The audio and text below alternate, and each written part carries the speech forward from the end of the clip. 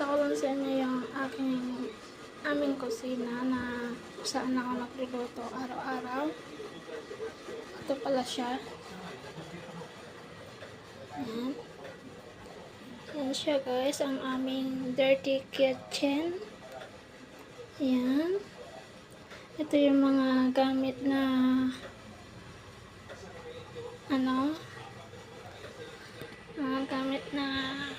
sa pagluluto. Yan naman ginagamit ko sa araw-araw sa pagluluto ko. At kung saan din ako laging naghihiwa. Yan ang aking mga ginagamit sa pagluluto. Sibuyas, bawang, luya. Yan siya.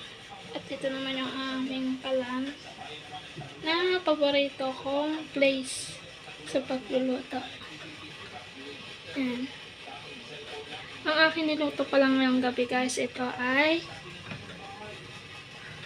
gulay na may isda. Hindi ko alam kung anong pangalan ng isda na yan. Basta isda yan. Siguro galunggong. Parang gano'n. Yan ang akin niluto ngayong gabi. Ang aming dinner. Tapos, ito naman yung kanin. Ayan. Ay, ang init pala naman. Yan lang siyang kusina namin. Ang dirty kitchen namin. At dyan din ako naghuhugas. Ayan yung lababo. Yan lang.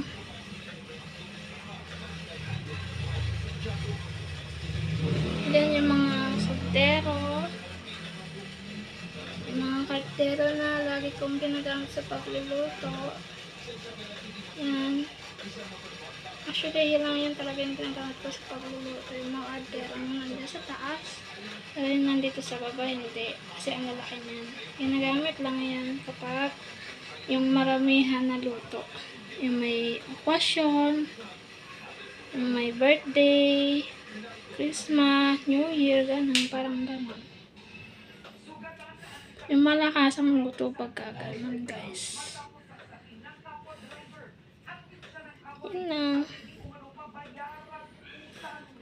Nakita ko na sa inyo yung dirty kitchen namin. Yan siya.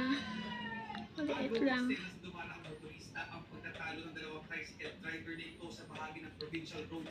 Yan lang naman guys.